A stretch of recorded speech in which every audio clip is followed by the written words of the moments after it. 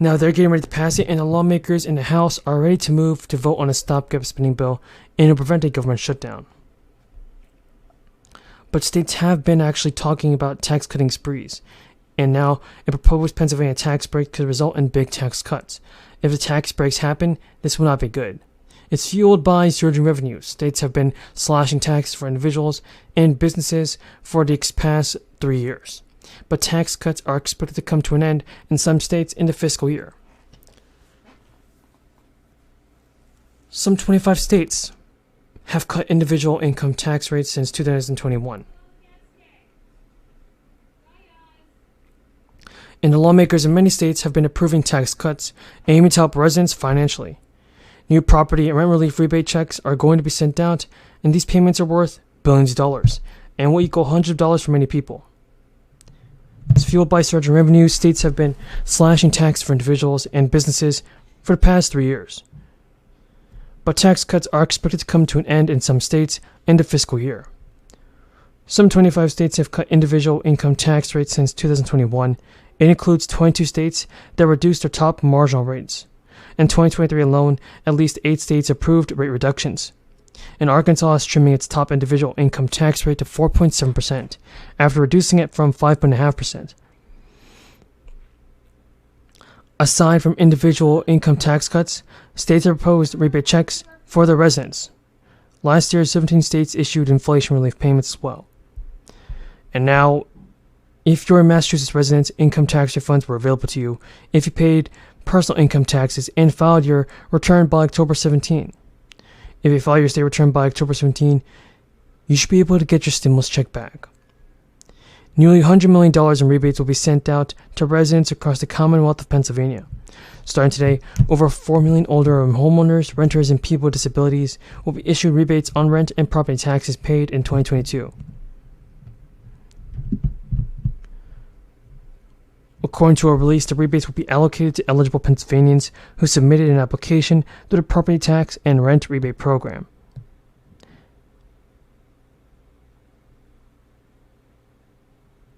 Applicants who submit their bank account information on the application forms will receive the rebate through direct deposit.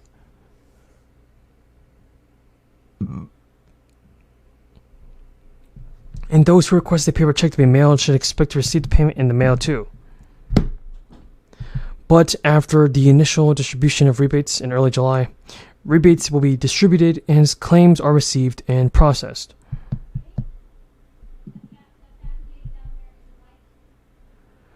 Recently, a Pennsylvania governor called for a major expansion for the relief program, which provided a lifeline for Pennsylvania renters and homeowners.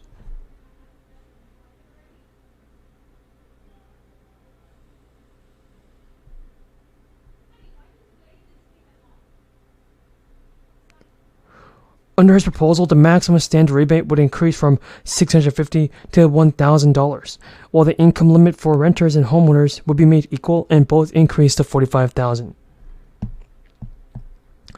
But these income limits would also be tied to the cost of living moving forward, which means people who receive a rebate won't have to worry about losing their eligibility through no fault of their own.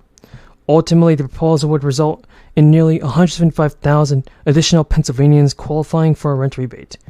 Hoping to attract new residents, the governor has also proposed new tax breaks, and according to recent data, Pennsylvania experienced a notable population decline between 2 years.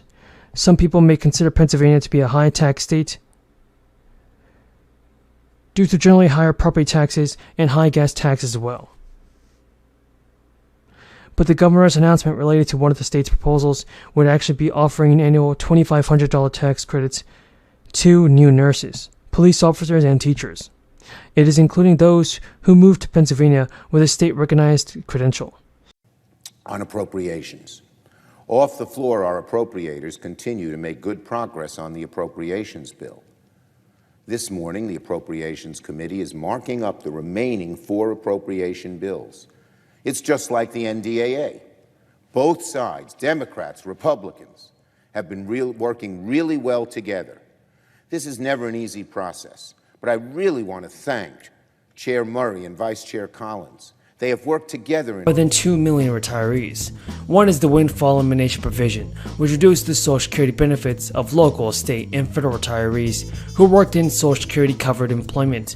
Lawmakers expect a vote on the legislation that may soon come as September.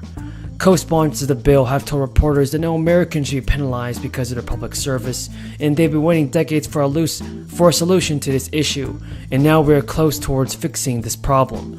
And the National Active and Retired Federal Employees Association has advocated for Congress to eliminate WEP and GPO from the Social Security Act for years. The SSA currently estimates its ability to pay full-out benefits will run out in 2035, at which point it will pay only about 80% of benefits owed to people that are supposed to get it. Thank you, Mr. President. Later tonight, the Senate will vote on my amendment, number 5185 to the PACT Act. And as my colleague from New York was just saying, it is time that we deal with the issues of toxic exposure. And as a member of the VA committee, this is something that I've worked on for the last few years. Tennessee has a large population of veterans, and we have talked a good bit about this issue and how they receive their care.